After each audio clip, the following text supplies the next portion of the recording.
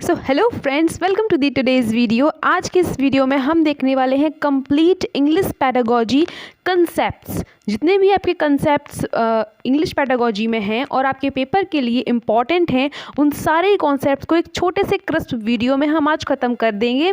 और ये वीडियो आपके आने वाले पेपर के लिए जो पेपर आपका चल रहा है, जितने बच्चों का पेपर अभी होने वाला है, उन सभी के लिए बहुत ही ज़्यादा बेनिफिशियल होने वाला है।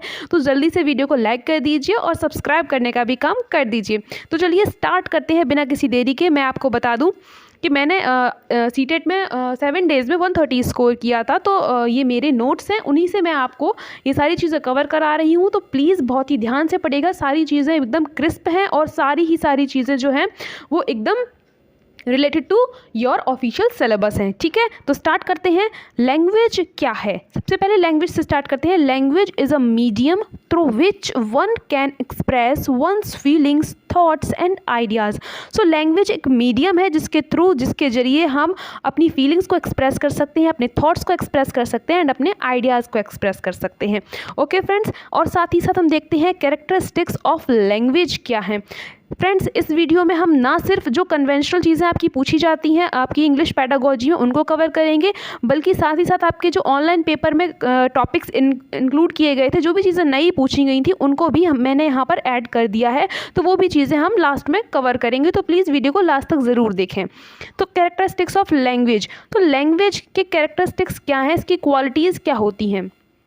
सबसे पहली चीज़ कि it acts as a mean of communication. ये ऐसे एक्ट करती है कम्युनिकेशन की तरह, क्योंकि इसके थ्रू हम कम्युनिकेट कर पाते हैं। इट इज सिम्बॉलिक, यह सिम्बॉलिक है, एंड डायनामिक है। ठीक है, यह डायनामिक है। तो ये वर्ड्स आपको याद रखने हैं। मैं इंग्लिश पैडागोजी को ऐसे कवर कराती हूँ कीवर्ड्स के थ्रू, क्योंकि कीवर्ड्स ही अगर आपको पता होंगे तो सिर्फ कीवर्ड्स के थ्रू ही आप पेपर को अटेम्प्ट कर पाएंगे। पेपर में जो आपको ऑप्शन मिलेंगे उनको एलिमिनेट कर पाएंगे। तो ये स्ट्रेटजी सबसे बेस्ट होती है और आप पेपर जब देने जाएंगे तो आप इस चीज़ को ऑब्जर्व भी करेंगे। ओके फ्रेंड्स, तो चलिए आप देखते हैं आगे। तो इसमें क्या है? कॉम्प्लेक्स है। It is complex. What is complex? Language is complex and language is arbitrary. तो इन टर्म्स को आप चाहें तो एक कॉपी में एक पेज पर 1 या 2 पेज बनाकर इनको जो कीवर्ड्स हैं उनको लिखते जाइए, और फिर बाद में जब इनको आप रिवाइज करें पेपर देने से पहले, पेपर के एक दिन पहले, कि इसका मीनिंग क्या था, इसका मीनिंग क्या था, तो इतना आपको ज़रूर करना है। ये बहुत ही इंपॉर्टेंट है। English as a second language, तो इंग्लिश सेकेंड लैंग्वेज के रूप में कैसे कैसे यूज़ होती है उसको हम यहाँ देखने वाले हैं। बहुत इंपॉर्टेंट है, हद से ज़्यादा इंपॉर्टेंट है, बहुत अच्छे से देखिएगा। NCF 2005, NCF 2005 कहता है इंग्लिश एक ग्लोबल लैंग्वेज है। ये भी याद रखिएगा कि कौन किस बात को कह रहा है। कॉन्स्टिट्यूशन में इंग्लिश को एसोसिएट ऑफिशियल लैंग्वेज बोला गया है। ठीक है, NCF में बोला गया है global language, while constitution says it is a associate official language. Okay friends, और साथ ही साथ अब हम देखते हैं कि ओला क्या है। ऑफिशियल लैंग्वेज एक्ट, इसका डेट भी आपसे पूछा जा सकता है कि ये कब आया, तो ये 1963 में आया। इसके अकॉर्डिंग, इस एक्ट के अकॉर्डिंग फर्स्ट ऑफिशियल लैंग्वेज कौन सी है? फर्स्ट ऑफिशियल लैंग्वेज कौन सी है? हिंदी। हमारी फर्स्ट ऑफिशियल लैंग्वेज कौन सी हो जाएगी? Hindi. While second official language कौन सी है? इंग्लिश। तो आपसे पूछा जाए कि इंग्लिश कौन सी लैंग्वेज है, तो इंग्लिश सेकंड ऑफिशियल लैंग्वेज है। ठीक है, सेकंड ऑफिशियल लैंग्वेज रहेगी। वाइल NCF के according it's a global language, while constitution के according it's a associate official language. और भी हम कुछ वर्ड्स देखते हैं जो अक्सर इसमें यूज़ करके पूछ लेते हैं आपसे, जैसे कि आपको यहाँ पर देखने को मिल रहा है कि NCF 2005, तो NCF 2005 English in a multilingual country is, एक तो मैंने ऊपर बता दिया, दूसरा आपसे ऐसे भी पूछ सकता है कि English in a multilingual country में कैसा है? Is a global language. जहाँ पर कई सारी भाषाएं बोली जाती हैं वहाँ पर भी English as a global language की तरह कार्य करता है। आपने देखा होगा कि वर्ल्ड में कहीं भी चले जाइए तो इंग्लिश एक ऐसी भाषा है जहाँ पर आप इस लैंग्वेज का यूज़ करके आप कम्युनिकेशन कर सकते हैं। तो इट्स अ ग्लोबल लैंग्वेज। ठीक है, अब हम बात करते हैं लैंग्वेज एक्विजिशन की। देखिए, इसमें हमने सारे ही टॉपिक्स को लिया है और सभी टॉपिक्स के जो इम्पोर्टेंट कीवर्ड्स हैं, जो उनके इम्पोर्टेंट की पॉइंट्स हैं, उनको मैंने यहाँ पर ऐड किया है। कुछ भी ज़्यादा एक्स्ट्रा नहीं लिखा हुआ है, डिट्टो चीज़ लिखी हुई है जो आपके लिए इम्पॉर्टेंट हो सकती है। इसीलिए शॉर्ट वीडियो भी रहेगी और शॉर्ट से आपको बताया भी जाएगा, जिससे कि नॉलेज आपको भरपूर मिल जाए फ्रेंड्स। ओके, तो लैंग्वेज एक्विजिशन के बारे में समझते हैं। So language acquisition is acquire करना किसी चीज़ को, हम जिस किसी चीज़ को एक्वायर कर लेते हैं विदाउट नोइंग, ठीक है, इट मीन्स हम नेचुरल एनवायरनमेंट में उस चीज़ को सीख रहे होते हैं। When language is learned naturally without any systematic practice then it is called acquisition. So acquisition क्या है फ्रेंड्स, जब हम नेचुरली चीज़ों को सीख जाते हैं, कैसे, नेचुरली, और नेचुरली चीज़ों को हम जब सीखते हैं तो हमें पता भी नहीं चलता, इट मीन्स हम अनकॉन्शियस वे में उसको सीख रहे होते हैं, ठीक है, हमें पता भी नहीं चलता कि हम कब उस चीज़ को सीख गए। So it is a unconscious process. क्या है, unconscious process. So acquisition is a unconscious process, ठीक है, क्लियर हो गया। अब हम बढ़ते हैं आगे, और इसके बारे में कुछ पॉइंट्स दिए गए हैं, आपको थोड़ा सा ब्लर हो गए हैं, माफ़ी चाहती हूँ उसके लिए। It refers to the process of learning a native और second language because of the innate capacity of human brain. देखिए, ह्यूमन ब्रेन में एक इनेट कैपेसिटी होती है, क्षमता होती है भाषाओं को सीखने की, चाहे वो आपकी नेटिव लैंग्वेजेस हो, चाहे वो आपकी सेकंड लैंग्वेजेस हो। अगेन मैं की टर्म्स की ओर ज़्यादा दैन देना चाहूँगी, क्योंकि नेटिव लैंग्वेज क्या होती है, नेटिव लैंग्वेज आपकी वो लैंग्वेज है जहाँ पर आप निवास करते हैं, जहाँ पर आप रहते हैं, वहाँ पर जो भाषा बोली जाती है that is a native language. For example अगर हम अमेरिका की बात करें तो वहाँ की नेटिव लैंग्वेज अमेरिकन यानी कि कौन सी हो जाएगी, इंग्लिश, ठीक है, इंग्लिश वहाँ पर सब लोग बोलते हैं, और यहाँ पर क्या हो जाएगा आपका, वेल सेकेंड लैंग्वेज। अगर हम इंडिया के पर्सपेक्टिव में बात करें तो इंडिया के पर्सपेक्टिव में नेटिव लैंग्वेज आपकी हो जाएगी हिंदी, ठीक है, हम हिंदी को लेकर चलते हैं, ये आपकी मदर टंग है, ठीक है, मदर टंग, आई मीन मेरी मदर टंग तो हिंदी ही है, तो मैं उसी अकॉर्डिंग आपको बता रही हूँ, आपकी मदर टंग कुछ और भी हो सकती है। Okay friends, okay, so second language क्या होगी आपकी, सो सेकेंड लैंग्वेज यहाँ पर हम लेते हैं टारगेट लैंग्वेज को, इनके नाम भी जरूर याद रखिएगा, native language is mother tongue और second language is target language, जिस लैंग्वेज में हमें बच्चे को सिखाना है, पढ़ाना है, ठीक है, तो ये सेकेंड लैंग्वेज हो जाएगी। तो इन चाहे वो कैसी भी लैंग्वेज हो, उसको हम इनेट कैपेसिटी ऑफ ह्यूमन ब्रेन की एक इनेट कैपेसिटी होती है, क्षमता होती है, इसके थ्रू सीख सकते हैं। Okay, learners acquire a language when it is used in natural environment. Again मैं आपको बता चुकी हूँ कि नेचुरल एनवायरनमेंट में जब भी हम कोई चीज़ सीखते हैं, लैंग्वेज सीखते हैं, तो उसका एक्विजिशन हो जाता है, अपने आप हम उस चीज़ को सीख जाते हैं। While second language acquisition becomes more effective when it is practised in familiar situation. देखिए, फर्स्ट लैंग्वेज को तो आप अपने नेचुरल एनवायरनमेंट में सीख लेंगे, लेकिन सेकेंड लैंग्वेज को आपको लर्न करना पड़ेगा। फर्स्ट लैंग्वेज का होता है, मान लीजिए मैं आपसे कह रही हूँ नेटिव लैंग्वेज का या मदर टंग लैंग्वेज को तो आप उसका एक्विजिशन कर लेते हैं, ठीक है, और दूसरा पॉइंट, सेकंड लैंग्वेज को आपको लर्न करना पड़ता है, इट मीन्स आपको सीखना पड़ता है, you have to give effort. Okay, तो आपको फिर क्या करना है, सीख लिया लेकिन फिर उसको प्रैक्टिस भी तो करना है, तो उसको प्रैक्टिस भी करना होता है फैमिलियर सिचुएशन में। फॉर एग्जाम्पल हम इंग्लिश स्पोकन की बात कर सकते हैं, आप उसको सीखते हैं लेकिन साथ ही साथ उसको प्रैक्टिस करना भी उतना ही इंपॉर्टेंट होता है, नहीं तो कोई मतलब नहीं रहता है, हम भूल ही जाते हैं। नोम चॉम्स्की की थ्योरी से आपका 28 दिसंबर मानी अभी जो पेपर हुआ है उसमें क्वेश्चन पूछे गए हैं, चाहे वो आपका CDP में क्वेश्चन बने, चाहे वो आपका हिंदी पेडागोजी में बने, चाहे वो आपका इंग्लिश पेडागोजी में बने, ये बहुत ही इंपॉर्टेंट टॉपिक है। ओके फ्रेंड्स, तो इसमें देख लेते हैं, the father of modern linguistic भी इन्हें बोला जाता है। इन्होंने LAD के बारे में बताया, which is language acquisition device. इनके अकॉर्डिंग बच्चे के अंदर, बच्चे के दिमाग के अंदर एक डिवाइस फिट होता है, आई मीन ये आपका कह सकते हैं कि ये एज्यूम किया हुआ है कि इमेजिनेशन में है कि ऐसा कुछ होता होगा, ठीक है, 5 ईयर की एज तक बहुत एक्टिव रहता है, ये आपका जो 0 से 5 ईयर तक की एज तक बहुत एक्टिव रहता है, इसी पीरियड को हम क्रिटिकल पीरियड भी कहते हैं। ऐसा क्वेश्चन पूछा गया है, पूछा जा सकता है, ठीक है। तो नोम चॉम्स्की के बारे में इन बातों का ध्यान रखिएगा कि नोम चॉम्स्की ने LAD के बारे में बताया, लैंग्वेज एक्विजिशन डिवाइस के बारे में बताया, ठीक है, पहली चीज़ तो ये हो गई। दूसरी चीज़ इन्होंने क्रिटिकल पीरियड के बारे में बताया, विच इज़ 0 to 5 ईयर। यहाँ तक बच्चा किसी भी लैंग्वेज को बहुत ही ईजिली सीख जाता है, उसको अगर एनवायरनमेंट दे दिया जाए तो उसका वो एक्विजिशन कर लेता है। वाइल इस पीरियड के बाद 0 to 5 ईयर की एज के बाद किसी भी लैंग्वेज को सीखना टफ हो जाता है, ठीक है, पेपर में पूछा गया क्वेश्चन है इसलिए मैं आपको बता दे रही हूँ। यूनिवर्सल ग्रामर की बात भी इन्होंने की थी, नंबर 3 पॉइंट इन्होंने इसके बारे में बताया है। यूनिवर्सल ग्रामर, इसको शॉर्ट में UG भी बोल देते हैं। इससे बच्चे के अंदर जैसे जैसे वो बड़ा होता जाता है, धीरे धीरे वो जब लैंग्वेज को बोलता है तो वो अपने आप सेट ऑफ ग्रामर रूल्स बना लेता है कि किस वाक्य को हमें, किस सेंटेंस को हमें कैसे बोलना है, ठीक है। एक लड़का है राम और राम एक लड़का है, ठीक है, राम इज़ अ बॉय, और हम इसको उल्टा करके भी लिख सकते हैं। तो उसके अंदर इतनी समझ आ जाती है, डेवलप हो जाती है कि वो समझ पाता है कि हमें राम इज़ अ बॉय लिखना है। Okay, I mean Ram is a boy is a correct form of sentence. तो इस तरह से वो सेंटेंस के छोटे छोटे स्ट्रक्चर्स बनाने लगता है, फिर धीरे धीरे यही उसके इंक्रीज हो जाते हैं। इस यूजी की वजह से ही बहुत सारे रूल्स को सबकॉन्शियसली वो जनरेट कर लेता है। आई मीन उसे पता भी नहीं होता है, लेकिन फिर भी धीरे धीरे वो वाक्य बनाना सीख जाता है, बोलने लगता है। छोटा सा बच्चा जब बोलता है तो क्या उससे वाक्य सिखाए जाते हैं, लेकिन धीरे धीरे नेचुरल एनवायरनमेंट में रहकर वैसे ही सबको देखकर वो भी उसका एक्विजिशन कर लेता है। I hope this thing is clear to you. एक चीज़ और देख लेते हैं यहाँ पर। The basic postulate of UG is that a certain set of structural rules are innate to humans independent of sensory experiences।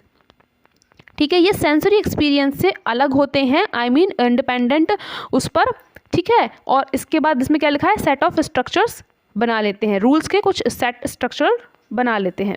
इसके बाद हम देखते हैं लर्निंग क्या होती है। सो लर्निंग क्या है, एक टॉपिक हमने ख़त्म कर दिया है। इस तरह से हम धीरे धीरे सारे टॉपिक्स को कवर कर लेंगे। लर्निंग क्या है, अभी हमने एक्विजिशन के बारे में सारी चीज़ें पढ़ ली, एक्विजिशन से रिलेटेड नॉर्म चॉम्स्की की थ्योरी को भी देख लिया। अब हम देख लेते हैं लर्निंग क्या होती है। When a language is learned in a systematic way it is known as learning. When a language is learnt in a systematic way, जब हम लैंग्वेज को सिस्टमेटिक वे में लर्न करते हैं, क्लासेस में लर्न करते हैं, क्लासरूम में लर्न करते हैं, ठीक है, तो इसमें क्या है, कोचिंग्स में लर्न करते हैं, तो ये हम सिस्टमेटिक वे में कर रहे हैं और हम इसमें एफर्ट्स दे रहे हैं अपने, तो this process is known as learning. While हम एक्विजिशन में क्या कर रहे थे, हम सिर्फ चीज़ों को अपने आप सीख रहे थे, नेचुरल एनवायरनमेंट में सीख रहे थे, ठीक है। तो यहाँ पर नेचुरल एनवायरनमेंट नहीं होगा। And language is learning a language is all inclusive process. Obvious सी बात है, किसी भी लैंग्वेज को आप सीखते हैं, लर्न करते हैं, तो आप इंक्लूसिवली सीखते हैं, ठीक है। आई मीन लिसनिंग, LSRW, ये आपको पता होगा, listening, speaking, reading and writing. तो ये सारी प्रोसेस जो हैं आपकी इंक्लूसिव होती हैं। ऐसा नहीं है कि आप लिखना अलग से सीखते हैं, पढ़ना अलग से सीखते हैं, सभी उसमें इंटीग्रेटेड वे में सीखा जाता है और इसी ऑर्डर में सीखा जाता है। तो पहली चीज़ क्या है, पहला तो ये इसी ऑर्डर में सीखे जाते हैं, दूसरा इंटीग्रेटेड वे में सीखे जाते हैं। ये दोनों ही बातें याद रखना, क्योंकि ऐसा क्वेश्चन पूछा गया था 2020 में, ठीक है। क्लियर हो गया। Learning is a meaningful process. Learning एक मीनिंगफुल प्रोसेस है, अर्थपूर्ण प्रक्रिया है, क्योंकि बिना अर्थ के तो कोई बात बनती ही नहीं है।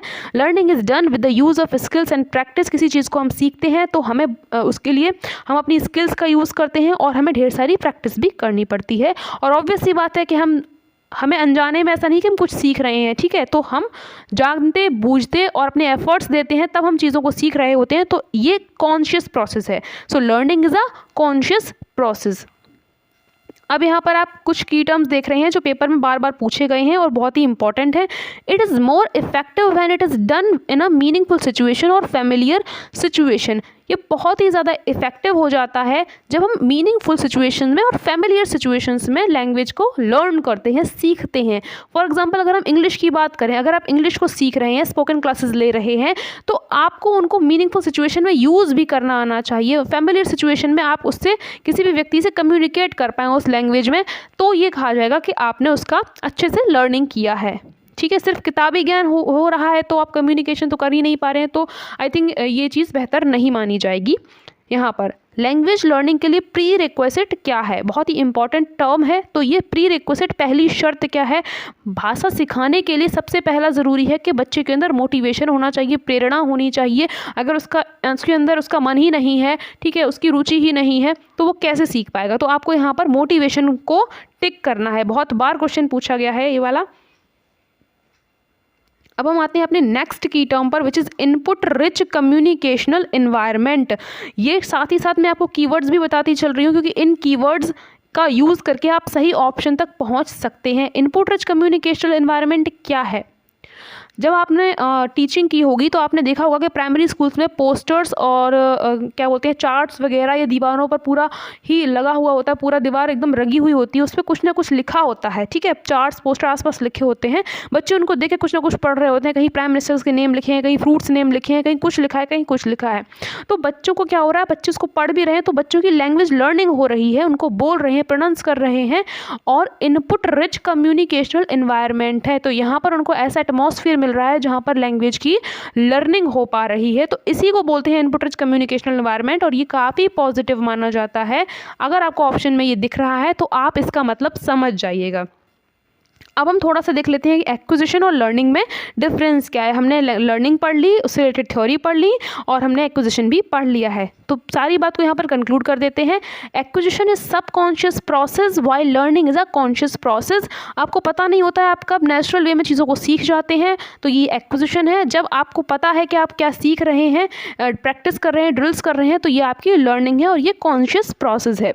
मदर टंग को मोस्टली हम एक्वायर्ड ही कर लेते हैं, ठीक है, वाइल सेकेंड लैंग्वेज को हमें सीखना पड़ता है। यहाँ पर मदर टंग और नेटिव लैंग्वेज क्या है, जो लैंग्वेज हमारे यहाँ बोली जाती है, that is native language. While target language क्या है, जिस लैंग्वेज को हमें बच्चों को सिखाना है। इंडिया में मे बी इंग्लिश हो सकती है। अब हमारा आता है next topic friends, principle of language teaching. दोस्तों को ज़रूर शेयर कीजिएगा friends. Principle of language teachings, कई सारे प्रिंसिपल्स दिए गए थे, इनसे क्वेश्चन आपके बन सकते हैं या बीच में आपको ऑप्शन में ये देखने को मिल सकता है। तो एक छोटी सी रीडिंग कर लेते हैं इनकी, ठीक है। प्रिंसिपल ऑफ मोटिवेशन, तो मैंने अभी बताया कि इससे क्वेश्चन पूछा जाता है कि motivation is a pre request to learning a language, ठीक है, क्लियर हो गया। तो it plays a important role in the development of a language, बहुत ही इंपॉर्टेंट रोल रहता है मोटिवेशन का। अगर बच्चा मोटिवेटेड नहीं होगा तो आप उसको पढ़ा नहीं पाएंगे, आप चाहे कुछ कर लीजिए, ठीक है। Principle of habit formation, habits कैसे बनती हैं, जब आप किसी चीज़ को बार बार करते हैं, जितनी आप ज़्यादा प्रैक्टिस करते हैं उस चीज़ की, कहीं ना कहीं वो आपकी हैबिट में भी इंक्लूड हो जाता है। अब हम पढ़ लेते हैं एक बार। As we master other skills after regular practice, thus language can also be mastered after regular practice। जैसे ही दूसरी स्किल्स को हम बहुत बार बार प्रैक्टिस करके सीख जाते हैं, वैसे ही लैंग्वेज को भी हम जब बार बार प्रैक्टिस करते हैं तो उसमें हम मास्टरी हासिल कर सकते हैं। In mother tongue habits are formed unconsciously. भाई हम जब मदर टंग सीखते हैं तो क्या हमें किसी क्लासेस में जाना पड़ता है? नहीं, अपने आप हिंदी बोलना सीख जाते हैं, है ना। मम्मी पापा सुनता रहता है बच्चा छोटे पे, तो वो अपने आप बोलने लग जाता है। तो ये अनकॉन्शियसली हम सीख जाते हैं, अनकॉन्शियसली हमारी हैबिट फॉर्म हो जाती है। वाइल फॉरेन लैंग्वेज में, सेकंड लैंग्वेज में, टारगेट लैंग्वेज में हमको कॉन्शियस वे में एफर्ट्स देने पड़ते हैं, ठीक है फ्रेंड्स। अब हम देखते हैं प्रिंसिपल ऑफ इमिटेशन हमारा क्या कहता है। देखिए इमिटेशन का मतलब क्या होता है, आप कीवर्ड्स पर जाइए फ्रेंड्स। इमिटेशन का मतलब होता है अनुकरण करना, नकल करने से आप इसको ले सकते हैं। तो सोशल लर्निंग थ्योरी थी बैंड्यूरा की, उन्होंने कई सारे एक्सपेरिमेंट भी किए थे, जैसे बोबोडॉल एक्सपेरिमेंट उनका सबसे फेमस एक्सपेरिमेंट था। तो जैसे ही बच्चे करते हुए देखते हैं, बच्चे भी वैसा ही बिहेव करते हैं, ठीक है, इमिटेट्स करते हैं। तो इसलिए क्या होना चाहिए, टीचर को एक अच्छा मॉडल होना चाहिए, टीचर को आइडल बनना चाहिए बच्चों का, जिससे बच्चे भी टीचर की तरह ही चीज़ों को सीख सकें। आपने अक्सर देखा होगा छोटे छोटे बच्चे जो हैं कहीं टीचर्स की जैसे टीचर्स बोलते हैं, जैसे लिखते हैं, जैसे उनकी पर्सनैलिटी से वो जैसे रिप्रेजेंट करते हैं अपने आप को, तो बच्चे भी कभी कभी उनका अनुकरण करने की कोशिश करते हैं। इसीलिए अगर टीचर अच्छा प्रोनाउंसिएशन कर रहा है, चीज़ों को अच्छे से बोल रहा है, तो वो भी वर्ड्स को सही से बोल रहा है, तो बच्चों का भी प्रोनाउंसिएशन बेहतर होता है। लेकिन अगर टीचर ही किसी चीज़ को गलत प्रोनाउंस कर रहा है, गलत मीनिंग बता रहा है, तो बच्चे भी गलत ही पढ़ते हैं। इसीलिए टीचर को अच्छा मॉडल बनना चाहिए। अब रही बात प्रोनाउंसिएशन से रिलेटेड, तो हम बच्चे को टेप रिकॉर्डर से, ग्रामोफोन से, रेडियो से, इन सब से सुनवा कर भी पोइम्स को या किसी भी स्टोरीज़ को उन तक उन बातों को पहुंचा सकते हैं। अब हम देख लेते हैं प्रैक्टिस एंड ड्रिल। तो ये छोटी सी बात है कि जितना आप प्रैक्टिस करेंगे उतना ही आप परफेक्ट बन जाएंगे। सो प्रैक्टिस करना बहुत ही ज़रूरी होता है लैंग्वेज लर्निंग के लिए। Practice makes a man perfect, ठीक है। नोट्स ऑलरेडी आपको अवेलेबल करा दिए गए हैं, आप सभी के पास नोट्स हैं इंग्लिश पेडागोजी के, तो उन्हीं को मैं इस बार आपको जस्ट एक्सप्लेन करा दे रही हूँ। आपके पेपर से पहले आपकी थोड़ी हेल्प हो जाएगी, ठीक है friends. So repetition of things at proper intervals should be done. हमें क्या करना है, रिपीटिशन करना है चीज़ों का, लेकिन वो एक प्रॉपर इंटरवल के बाद होना चाहिए। क्वेश्चंस बन सकते हैं कि प्रॉपर इंटरवल के बाद होना चाहिए रिपीटिशन या नहीं, तो रिपीटिशन आपका प्रॉपर इंटरवल के बाद होना चाहिए। ऐसा नहीं है कि आप रोज़ किसी चीज़ को वही पढ़ा रहे हैं, ठीक है। आप ऐसा कीजिए, 3 दिन ये पढ़ा दीजिए, फिर नेक्स्ट 3 दिन के बाद आप उसको फिर से एक बार रिवाइज करा दीजिए, जिससे बच्चे उस चीज़ को भूल ना जाएं। अब हम बढ़ते हैं आगे। Principle of oral approach. तो ओरल अप्रोच क्या कहती है, जब हमें किसी चीज़ को अगर जल्दी से सिखाना है या किसी को जल्दी से समझाना है तो it is a quickest way of learning. हम जस्ट अपने मुंह से बोलकर अपनी बात को दूसरों तक पहुंचा सकते हैं, स्पीच दे सकते हैं। स्पीच देकर बच्चे को जब हम पढ़ाते हैं तो बच्चा बहुत मोटिवेट हो जाता है। अगर टीचर क्लास में एंट्री मारे और सीधे जाके बोर्ड पे कुछ लिखने लग जाए तो उससे बच्चे बिल्कुल ही बोर हो जाएंगे और चांस बहुत ही कम है कि वो अच्छे से पढ़ पाएँ। तो वहीं पर जब टीचर जाकर बच्चों को लेसन पढ़ाने वाले लेसन पढ़ने के लिए जो अभी लेसन पढ़ना है उसको उसके बारे में इंट्रोड्यूस करते हैं, बच्चे को बताते हैं कैसी स्टोरी है, हम ये पढ़ेंगे, हम ये करेंगे बच्चों, तो बच्चे काफ़ी मोटिवेट होते हैं और टीचर को सुनने के लिए भी वो उत्साहित रहते हैं। ठीक है, तो introduction of lesson should begin with speech lesson. मैंने आपको अभी बता दिया, speech is vital in our language learning. Language की लर्निंग कराने के लिए स्पीच एक बहुत ही इंपॉर्टेंट रोल प्ले करती है बच्चों में। ठीक है, तो सबसे पहले हमें क्या करना है, इसी सीक्वेंस में बढ़ना है। Speech must proceed reading and writing. तो स्पीच जब बच्चे स्पीकिंग करना सीख जाते हैं तो फिर वो रीडिंग भी कर पाएंगे और राइटिंग भी कर पाएंगे। अब हमने देखो, मैंने आपको पहले से ही बता दिया, यहाँ पर वही बात लिखी हुई है। Principle of natural order of learning, listening, speaking, reading and writing, इनको इसी वे में सीखा जाता है। यही नेचुरल ऑर्डर है और इनको इंटीग्रेटेड वे में सीखा जाता है। यहाँ पर बस इतनी ही बात कही गई है। आगे बढ़ जाते हैं friends. Maxim of teachings, maxim of teaching. ठीक है, तो नोन टू अननोन यहाँ पर बताया गया है कि टीचर को कैसे टीचिंग करनी चाहिए। तो बच्चा जो चीज़ जानता है, मैं सिर्फ कीवर्ड्स पे ध्यान दे रही हूँ, यहाँ जो लिखा हुआ है वो मैं आपको इसी टर्म से बता देती हूँ कि यहाँ पर लिखा क्या हुआ है। आप चाहें तो वीडियो को पॉज करके पढ़ सकते हैं फ्रेंड्स। नोन टू अननोन, जितना वो जानता है उससे जितना वो जानता है उससे जो वो नहीं जानता है उस तक हमें बच्चे को ले जाना है। ऐसा नहीं है कि जो बच्चा जानता नहीं है हम पहले वही बताने लगेंगे। ठीक है, learner is not a blank, ये चीज़ बताई गई है कि लर्नर जो है, बच्चा है, ऐसा नहीं कि उसे कुछ भी नहीं आता है। आप क्या करेंगे, उसकी ओल्ड नॉलेज को उसकी न्यू नॉलेज से कनेक्ट करेंगे। ओल्ड नॉलेज यहाँ पर फाउंडेशन की तरह कार्य करती है, एज अ रिसोर्स कार्य करती है। ठीक है, इसको कभी भी आप हिंड्रेंस नहीं मानेंगे, ऐसा क्वेश्चन पूछा गया है, आपको ध्यान रखना है। Previous knowledge can be use to increase widen the outlook of a learner. तो प्रीवियस नॉलेज को भी हमें यूज़ करना है बच्चे को नई नॉलेज देने में और उसके सोचने समझने की क्षमता को इन्हेंस करना है। ठीक है, सिंपल टू कॉम्प्लेक्स।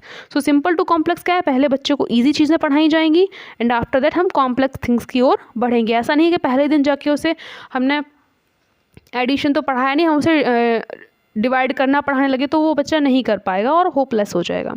ठीक है, तो पहले simple things and after that हम उसे कॉम्प्लेक्स थिंग्स की तरफ ले जाएंगे। Concrete to abstract, concrete to abstract क्या कहता है। कॉन्क्रीट क्या होता है, आपने अक्सर देखा होगा सड़क पर जो पड़ी रहती है आप उसको कॉन्क्रीट बोलते हैं। तो इससे आप याद रखिए कि कॉन्क्रीट माने क्या है, जिस चीज़ को हम छू सकते हैं, जिस चीज़ को हम फील कर सकते हैं। ठीक है, तो ये आपकी कॉन्क्रीट चीज़ें हो जाएंगी।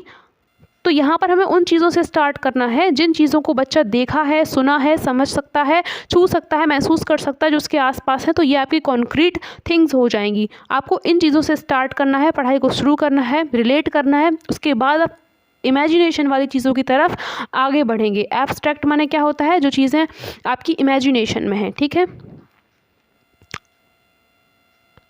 और यहाँ पर अगर बेहतर की बात करें तो कॉन्क्रीट टू एब्स्ट्रैक्ट जाना बेहतर होता है, ना कि एब्स्ट्रैक्ट टू कॉन्क्रीट, क्योंकि ये वाली जो लर्निंग है वो लास्ट लॉन्ग तक बनी रहती है बच्चे के माइंड में। आप ही ने कोई मूवी देखी, आपको ऐसे ही पूरी स्टोरी याद हो जाती है क्योंकि आपने उसको अपनी आँखों से देखा हुआ है। ठीक है, एनालिसिस टू सिंथेसिस को समझ लेते हैं। एनालिसिस का मीन क्या होता है, देखिए आपने अक्सर देखा होगा कि एग्जाम एनालिसिस हो रहा है, तो यहाँ पर क्या होता है, एग्जाम के बारे में जितनी छोटी मोटी बातें हैं वो सब आपको ब्रेक करके बता दी जाती हैं। तो यही आपका हो जाता है एनालिसिस। इट मीन्स किसी भी चीज़ का अगर आप उसको डिवाइड करके पार्ट्स में करके उसको बच्चे के सामने प्रेजेंट करते हैं तो ये है एनालिसिस। और जब इन्हीं चीज़ों को आप ऐड कर देते हैं, ऐड माने क्या, इन सब चीज़ों को सम अप करके जब बच्चे को बताते हैं कि अब तो ये हो गया, तो ये है सिंथेसिस। ठीक है, पहले पार्ट्स में सिखाएंगे बच्चे को, फिर उसके बाद हम उसको जोड़कर सिखाते हैं। कोई कॉम्प्लेक्स प्रॉब्लम है तो बच्चे को पहले पार्ट्स में करके बताया जाएगा। देखिए बहुत ही इंपॉर्टेंट है ये, इसमें से क्वेश्चन बनता है। इंडक्शन टू डिडक्शन, हमें बच्चे को हमेशा एग्जाम्पल टू रूल देखना चाहिए, क्योंकि प्राइमरी लेवल पर एग्जाम्पल टू रूल जाना ही बेहतर होता है। पहले बच्चे को एग्जाम्पल सिखाएंगे, उसके बाद हम रूल्स बताएंगे, ठीक है, उसके बाद हम रूल्स की तरफ आगे बढ़ेंगे। अब एग्जाम्पल्स क्या होते हैं? Examples are specific while rule are generalized, ठीक है। तो आपको इस चीज़ को याद रखना है, क्योंकि हो सकता है आपको एग्जाम्पल टू रूल ना लिख के स्पेसिफिक टू जनरलाइज्ड लिखा मिल जाए, तो आप कंफ्यूज बिल्कुल मत होइएगा दोस्तों। देखिए, होल टू पार्ट्स में क्या है, पहले बच्चे को हम होल में सिखाएंगे, माने पहले चीज़ों को हम पूरी तरह से बताएंगे, उसके बाद हम उसके पार्ट्स में डिवाइड करेंगे। First teach things a holistic manner, then break into parts. जैसे कि फॉर एग्जांपल अगर हम लेते हैं ट्री का, अगर हमें किसी ट्री के बारे में बच्चे को बताना है तो पहले हम उसकी बाहर की बातों को बताएंगे। फॉर एग्जांपल ये नीम का पेड़ है, इसकी पत्तियां ऐसी होती हैं और वगैरह वगैरह। उसके बाद हम बताएंगे उसके पार्ट्स के बारे में। आई मीन यहाँ पर आप क्या बताएंगे, होलिस्टिक पूरे ट्री के बारे में बताएंगे कि नीम का पेड़ कौन सा है, इसकी पहचान क्या है, आम के पेड़ से कैसे अलग है। तो ये आपका हो गया होलिस्टिक वे में। वाइल जब इसके पार्ट्स की बात करेंगे तो आप स्टेम्स, रूट्स, लीव्स को बता सकते हैं। अब हम बढ़ते हैं अपने नेक्स्ट टॉपिक की तरफ। देखिए दोस्तों, लैंग्वेज स्किल्स को मैंने एक अलग से टॉपिक में, एक अलग से सेपरेट वीडियो में भी मैंने बताया है। इसकी तो पूरी प्लेलिस्ट पड़ी हुई है इंग्लिश पेडागोजी की, ठीक है। तो लैंग्वेज स्किल्स को पहले समझ लेते हैं। देखिए, लैंग्वेज स्किल्स क्या होती हैं? It means the development of 4 basic skills. यहाँ पर मतलब क्या है? तो देखिए यहाँ पर क्या है, 4 बेसिक स्किल्स कौन कौन सी होती हैं? एक तो है listening, speaking, reading and writing. तो लिसनिंग किससे रिलेटेड है? सीमेंटिक एस्पेक्ट से रिलेटेड होता है। स्पीकिंग में क्या है, जब हम बोलते हैं तो साउंड्स को सुनते हैं, तो ये फोनेटिक से रिलेटेड है। रीडिंग में जब हम पढ़ते हैं तो पढ़ते टाइम हम बोलते भी हैं, ऑब्वियस सी बात है, तो ये फोनेटिक तो होगा ही, साथ में ग्राफिक एस्पेक्ट भी होगा, क्योंकि लिखी हुई चीज़ों को हम पढ़ रहे हैं, ठीक है। अब हम बात करते हैं राइटिंग की। तो राइटिंग में ओनली ग्राफिक एस्पेक्ट ही आ जाता है। तो आपको ये छोटी छोटी बातें भी, छोटी छोटी मगर मोटी बातें याद रखनी चाहिए। तो रिसेप्टिव स्किल्स की अगर हम बात करें तो रिसेप्टिव स्किल्स कौन सी होती हैं? जिनको आप रिसीव कर सकते हैं, जिनसे आप सीख सकते हैं, ठीक है। तो ये कौन सी हैं आपकी? लिसनिंग एंड रीडिंग, ये आप रिसीव करते हैं, तो ये आपकी रिसेप्टिव स्किल्स हैं। वाइल प्रोडक्टिव स्किल्स कौन सी होती हैं? Speaking and writing. Productive skills में इट मीन्स ये आपको स्पीकिंग है, जैसे मान लीजिए राइटिंग है, तो इन दोनों में क्या है, बच्चा काफ़ी एक्टिव रहेगा और काफ़ी इंगेज रहेगा, ठीक है। पैसिव तो बिल्कुल भी नहीं रहेगा, निष्क्रिय तो नहीं रहेगा। वाइल रिसेप्टिव स्किल में सिर्फ आप सुन रहे हैं, पढ़ रहे हैं, तो इसमें आप नीरसता के चांसेस इसमें ज़्यादा रहते हैं, ठीक है, बच्चा एक्टिव नहीं रहता है। तो हम यहाँ पे एक नोट भी दिया गया है। तो LSRW these skills taught in this sequence and integrated way. Obviously मैं आपको पहले ही बता चुकी हूँ दोस्तों, इसमें दोबारा से रिपीट करने की कोई बात है नहीं। प्राइमरी स्किल्स कौन सी होती हैं? Listening and speaking are known as primary skills, ठीक है। प्राइमरी स्किल्स पहले बच्चा, आप ऐसे समझिए, प्राइमरी में क्या होता है, पहले बच्चा प्राइमरी में पढ़ने जाता है, तो ये प्राइमरी स्टेज है, पहली स्टेज है। तो पहले तो हम लिसनिंग सुनना सीखते हैं, उसके बाद हम स्पीक करना सीखते हैं, तो L और S हो जाएंगी, यानी listening and speaking. While reinforcement skill कौन सी हो जाएंगी? स्पीकिंग एंड राइटिंग, ठीक है। तो ये आपकी रीइंफोर्समेंट स्किल हो जाएंगी। लिसनिंग स्किल के बारे में यहाँ पर काफ़ी डिटेल में दिया गया है, मैं आपको कुछ पॉइंट्स बता देती हूँ। Listening skill, it is an oral approach. एक आपने ओरल अप्रोच के बारे में सुना होगा, बहुत से लोग सोच रहे होंगे ये ओरल अप्रोच है। नहीं, लिसनिंग स्किल ये आपकी ओरल अप्रोच है, ठीक है। It involves a sender. जब आप किसी बात को सुनते हैं तो कोई तो बोल रहा होगा और कुछ तो बोल रहा होगा और आपने सुना होगा, यानी कि बोलने वाला भी है, एक मैसेज भी है और एक सुनने वाला भी है। तो ये तीनों चीज़ें इसमें इन्वॉल्व होती हैं। अब लिसनिंग स्किल का यूज़ क्या है, क्या यूज़ है, ये क्यों यूज़ की जाती है?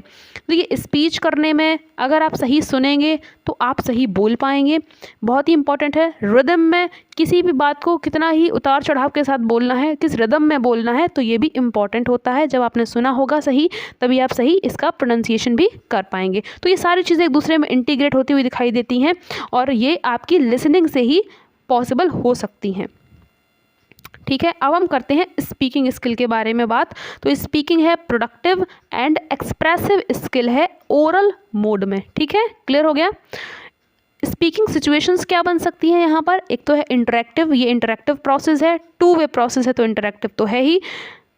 अब पार्शियली इंटरएक्टिव बोल दिया जाए तो सिर्फ एक ही व्यक्ति एक्टिव रहेगा इसमें, ऑनलाइन क्लासेस जिसमें टीचर पढ़ा रहे होते हैं और स्टूडेंट्स जो हैं वो पैसिव होते हैं। इन द सेंस हम पैसिव मान लेते हैं, ऐसा नहीं है कि आप ये बोलें कि मैम हम लोग लाइव चैट करते तो हैं, तो वो नहीं, ठीक है। नॉन इंटरएक्टिव में क्या हो जाएगा, जिसमें किसी का किसी से इंटरेक्शन ही नहीं हो रहा है, टीवी सीरियल्स मूवीज़ वगैरह ये सब चीज़ें इसमें आ जाती हैं। देखिए सब स्किल्स बहुत इंपॉर्टेंट है, पेपर में अक्सर पूछी जाती हैं, तो आपको सब स्किल्स एक पेज पर नोट कर लेनी है शॉर्ट वे में। मैंने ऑलरेडी शॉर्ट लिखा है, लेकिन आपको इससे भी शॉर्ट लिखना है, यही मत छाप देना पेपर में, ठीक है। तो एक पेपर लो, उठाओ और उसमें थोड़े थोड़े से स्पीकिंग स्किल्स को ऐसे हेडिंग डालो और हेडिंग डालकर उसमें सब स्किल्स, जस्ट उसकी सब स्किल्स उसके सामने लिख दो, जिससे जिस वे में आप उसको पढ़ पाएँ, ठीक है। और पेपर से पहले इनको देख के ज़रूर जाइएगा।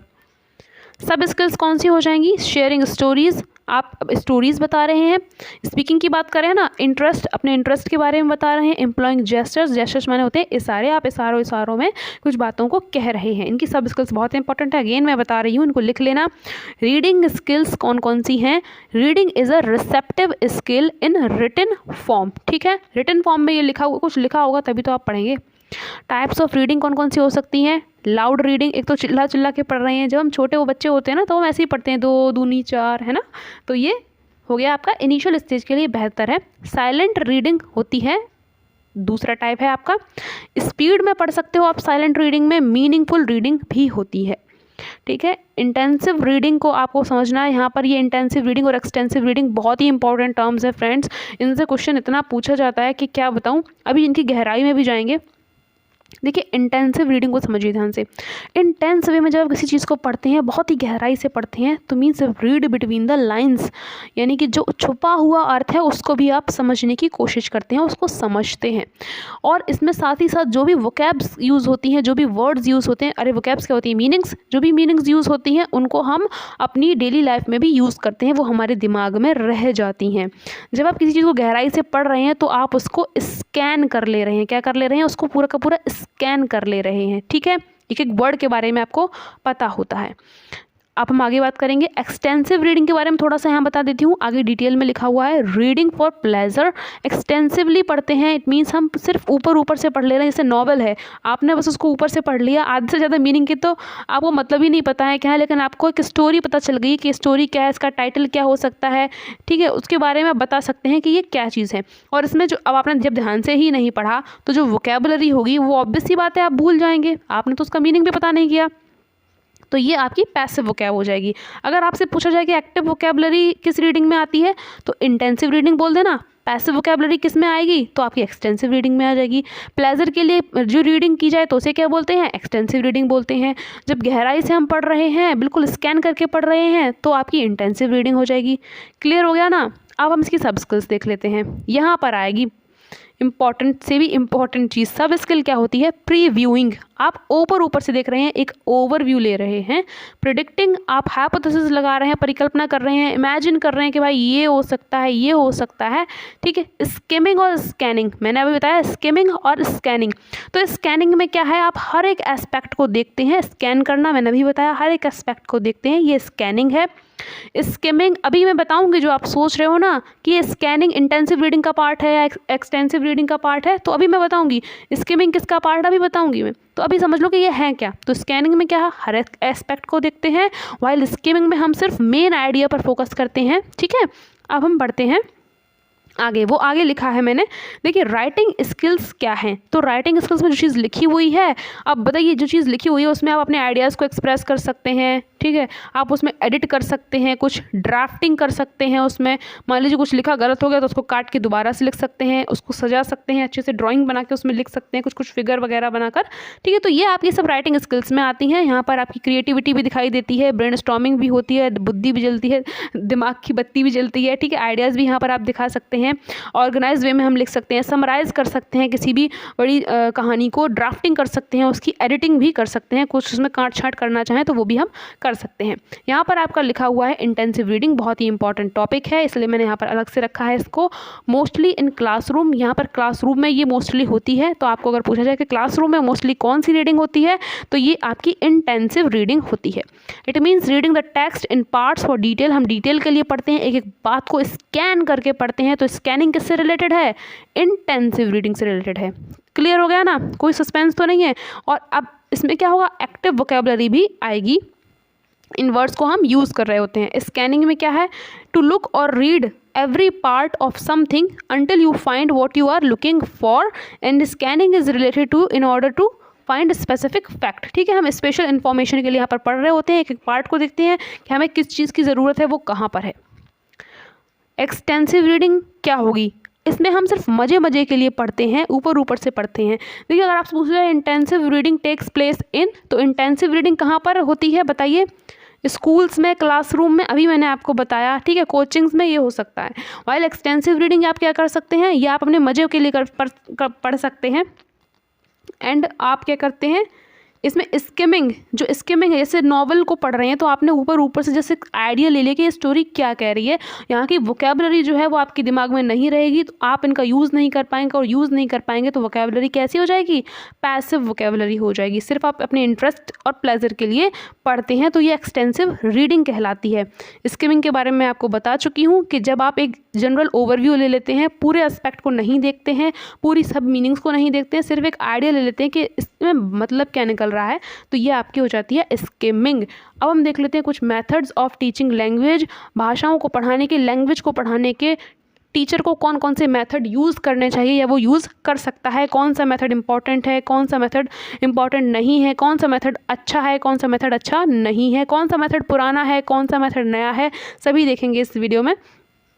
तो लास्ट तक बने रहिएगा और वीडियो को लाइक कर दीजिएगा, चैनल को सब्सक्राइब जरूर कर दीजिएगा दोस्तों अगर पसंद आ रहा हो।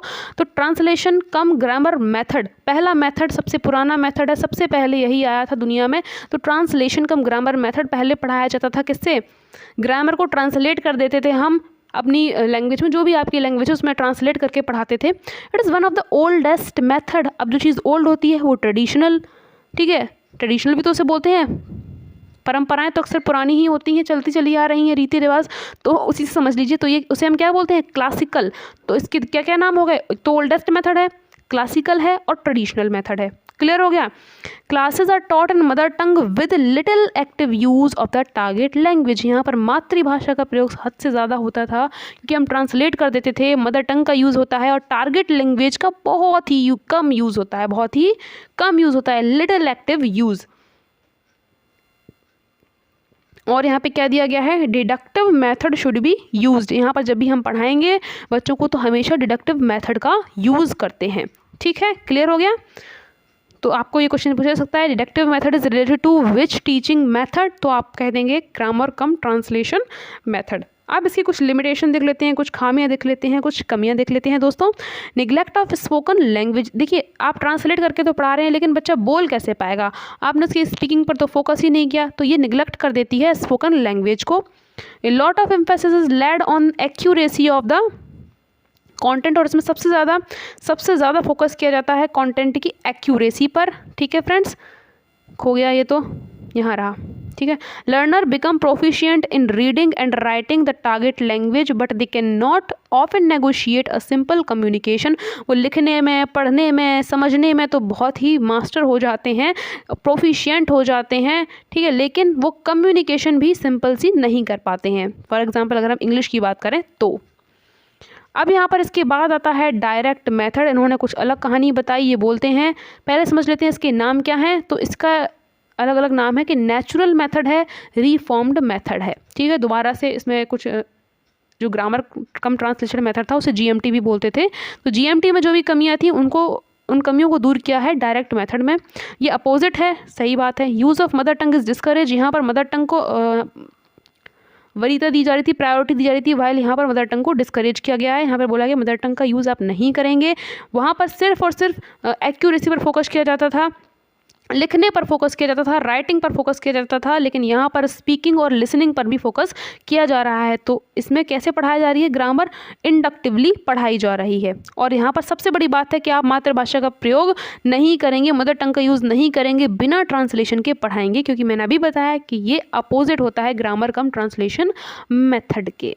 ओके फ्रेंड्स, अब हम देख लेते हैं तीसरा method, doctor West new method किसने दिया था? डॉक्टर माइकल वेस्ट, और इन्हीं के नाम पर पड़ गया है इस मेथड का नेम। ये अगेंस्ट थे भाई, ये भी अगेंस्ट हो गए डायरेक्ट मेथड के। इन्होंने बोला नहीं नहीं डायरेक्ट मेथड सही नहीं है, हम फोकस करेंगे सिर्फ और सिर्फ साइलेंट रीडिंग के, चुपचाप मन में दिमाग में अपने पढ़ो, ठीक है, और दिमाग की बत्ती जलाओ। तो ये हो गया साइलेंट रीडिंग। साइलेंट रीडिंग की बात उन्होंने की है डॉक्टर वेस्ट न्यू मेथड में। अगेन ये मेथड फेल हो जाएगा क्योंकि इसमें सिर्फ और सिर्फ एक ही एस्पेक्ट पर फोकस किया जा रहा है भाई। तो लिसनिंग, स्पीकिंग, राइटिंग का क्या करोगे? क्या करोगे बताओ? इनका कहीं भी यूज़ नहीं करोगे, इनको इग्नोर कर दोगे? नहीं, ऐसा नहीं कर सकते। बच्चा सिर्फ इसमें फोकस करेगा तो ये तो उसकी सब खराब हो जाएंगी, तो इसलिए ये मेथड भी ज़्यादा नहीं फेमस हो पाया। अब आता है बाइलिंगुअल मेथड। अब फिर सीजे डॉटसन आते हैं। सीजे डॉटसन ने ये मेथड दिया था। ये बोलते हैं कि ऐसा करते हैं कि हम दोनों ही लैंग्वेज का यूज़ करते हैं। इस मेथड को देख लो कि सिर्फ टीचर मदर टंग का यूज़ करेगा, स्टूडेंट तो यूज़ नहीं करेगा। मीन टीचर तो यूज़ कर सकता है, समझा सकता है बच्चे को, लेकिन स्टूडेंट बिल्कुल यूज़ नहीं करेंगे। अब आप कंफ्यूज हो गए कि मैम जीएमटी में भी तो यही हो रहा था, ग्रामर कम ट्रांसलेशन मेथड में दोनों ही लोग यूज़ कर रहे थे ट्रांसलेशन का। टीचर तो कर ही रहा था, साथ ही साथ में बच्चे भी कर रहे थे, लेकिन यहाँ पर क्या है, सिर्फ और सिर्फ टीचर यूज़ करेगा समझाने के लिए, स्टूडेंट नहीं करेंगे। डिफरेंस समझ में आ गया दोस्तों? अब हम इसके बारे में थोड़ी सी देख लेते हैं। देखिए सैंडविच टेक्निक से क्वेश्चन पूछा जाता है, ये इंपॉर्टेंट है। सैंडविच टेक्निक की बात कौन करते हैं, किस मेथड में की जाती है? तो आपको इसका आंसर दे देना है। बाइलिंगुअल मेथड किसने दिया था? सीजे डॉटसन ने। कैसे भी क्वेश्चन पूछा जाए आप कर पाएंगे। और इसमें जो मदर टंग है वो कौन बोलता है? बताइए मदर टंग का यूज़ कौन कर सकता है? तो मदर टंग का यूज़ कर सकते हैं टीचर जी, स्टूडेंट्स जी नहीं कर सकते। क्लियर हो गया? Children are not allowed to use mother tongue, अभी बता चुकी हूँ। सैंडविच टेक्निक के बारे में समझ लेते हैं। यहाँ पर जैसे पहले टारगेट लैंग्वेज बोल दी, मान लीजिए पहले तो इंग्लिश बोल दी और फिर बाद में हमने उसका हिंदी करके समझा दिया कि ऐसी ऐसी बात है बच्चों, फिर हमने दोबारा से इंग्लिश बोल दी, तो ये क्या हो गई, एक सैंडविच जैसी बन गई ना। पहले ब्रेड, फिर स्टफिंग और फिर ब्रेड, तो इसी मेथड को बोलते हैं सैंडविच टेक्निक। और फिर बच्चे से कहेंगे कि आप इसको बोलिए, तो बच्चे भी सिर्फ टारगेट लैंग्वेज में बोलेंगे, इंग्लिश में बोलेंगे, ठीक है। बच्चों को तो आप नहीं बोलने दे सकते, क्या बोलते हैं, ठीक है। तो ऑडियो लिंगुअल मेथड देख लेते हैं। ये आर्मी मेथड है। इसमें सिर्फ ये ड्यूरिंग द वर्ल्ड वॉर, जब वर्ल्ड वॉर हो रही थी तब ये इस मेथड को लाया गया। तो इसमें बोला गया है कि कुछ पैटर्न्स, किसी भी नई लैंग्वेज को सिखाना है किसी को, तो कुछ वर्ड्स की प्रैक्टिस करा दी जाती है, कुछ सेंटेंसेस जो कॉमन होते हैं उनको सिखा दिया जाता है, जिससे कि सामने वाला बंदा कम्युनिकेट कर पाए। बस ख़त्म, इसमें कुछ ज़्यादा है नहीं। देखिए प्रोफिशिएंट तो आप नहीं बना पाएंगे कि आप कुछ 4 अक्षर सिखाकर क्या किसी को प्रोफिशिएंट बना लेंगे उस भाषा में, नहीं। स्ट्रक्चरल अप्रोच की बात करते हैं तो नाम में ही छुपा है स्ट्रक्चर, तो स्ट्रक्चर्स पर इसमें फोकस किया जाता है। स्ट्रक्चर्स को रटवा दी जाते हैं कि ऐसे सब्जेक्ट आएगा, यहाँ पर वर्ब आ जाएगी, यहाँ पर ऑब्जेक्ट आ जाएगा और चुपचाप इसी को रट लो, ठीक है। तो alternative to the direct method of teaching, direct method की जगह इस मेथड को लाया गया। और कौन लाए थे? तो नॉम चॉम्स्की जी ने बताया था कि ऐसे करके आप पढ़ा सकते हैं। ए scientific selection of grading of structures, patterns of sentences and vocabulary, तो इन्होंने बताया कि कुछ एक सिलेक्शन किया कि एक सिलेक्शन होना चाहिए बच्चों को पढ़ाने के लिए कि किस तरह के स्ट्रक्चर्स से बच्चों को इंट्रोड्यूस कराया जाएगा, किस तरह के पैटर्न्स पे बच्चों की रीडिंग कराई जाएगी, और सेंटेंसेस जो दिए जाएंगे उनका भी एक प्रॉपर स्ट्रक्चर होना चाहिए, प्रॉपर पैटर्न होना चाहिए, और वोकैब्स भी ऐसी ही यूज़ की जानी चाहिए। नेक्स्ट बढ़ते हैं most important communicative language teaching पर। देखिए सब चीज़ें जो हैं वो आपकी डेली लाइफ से जुड़ी हुई हैं, उनसे ही कनेक्ट करके आपको चीज़ों को ग्रैस्प करना है। ओके फ्रेंड्स, कम्युनिकेटिव में क्या है, ऐसी लैंग्वेज टीचिंग कीजिए कि आप बच्चा कम्युनिकेट भी कर पाए उसमें भाई, दैनिक जीवन में अपनी डेली लाइफ की यूज़ में, उस डेली लाइफ में उसको यूज़ में ले पाए। मीनिंगफुल लर्निंग होनी चाहिए, ऐसा नहीं कि सिर्फ किताबी ज्ञान है और उसका जीवन में कहीं ना कहीं यूज़ ही नहीं हो रहा है। तो communicative language teaching replaced basically grammar cum translation method and structural teaching. Okay friends, तो कम्युनिकेटिव लैंग्वेज टीचिंग रिप्लेस कर देती है ग्रामर ट्रांसलेशन मेथड को और स्ट्रक्चरल मेथड को, और ये बताते हैं कि ये जो है सबसे बेहतर टेक्निक है, सोशली एक्सेप्टेबल है। अगर बच्चा मीनिंगफुल लर्निंग कर पा रहा है, समाज में उसका यूज़ कर पा रहा है, तो ये टीचिंग बेहतर है। अब हम एक बात करते हैं नेचुरल अप्रोच क्या है इंग्लिश को पढ़ाने की।